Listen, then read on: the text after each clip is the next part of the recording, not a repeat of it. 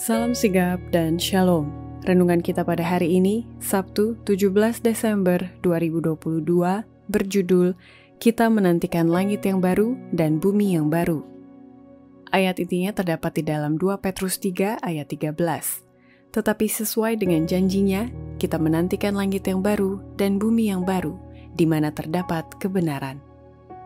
Pena Inspirasi menuliskan yang dimaksud dengan judul renungan kita pagi ini, kita menantikan langit yang baru dan bumi yang baru, adalah sebuah pengharapan seperti dikatakan pemazmur, bila aku melihat langitmu.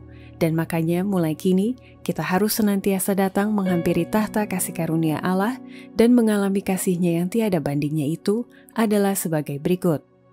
Pertama, alasan Petrus mengatakan kita menantikan langit yang baru dan bumi yang baru karena kelak setiap orang yang masuk ke surga akan memandang istana-istana yang sedang disediakan oleh Yesus bagi mereka pada hari ini.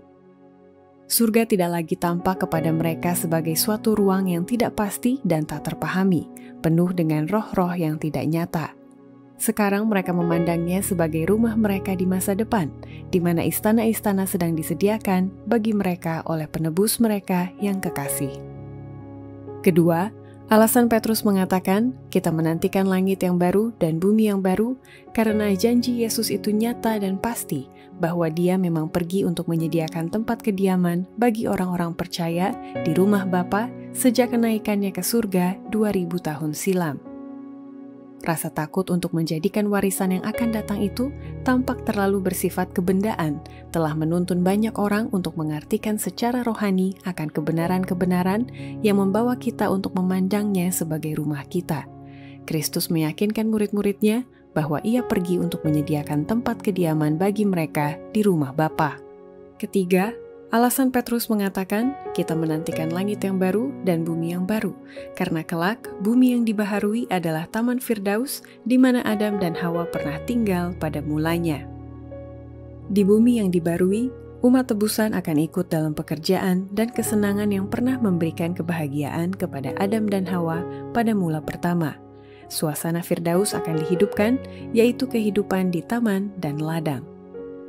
Keempat, alasan Petrus mengatakan kita menantikan langit yang baru dan bumi yang baru karena tak lama lagi pertentangan besar itu antara Yesus dan pengikutnya dengan iblis dan para malaikat dan pengikutnya akan berakhir dan tamat untuk sampai selama-lamanya.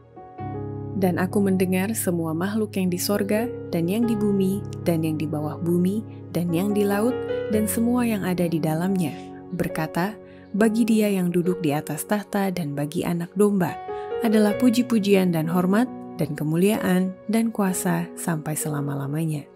Wahyu 15 ayat 13. Dosa dan orang-orang berdosa tidak ada lagi. Segenap semesta alam sorga sudah bersih dan pertentangan besar itu tamatlah sampai selama-lamanya. Demikianlah renungan kita pada hari ini. Kiranya Tuhan memberkati kita semua.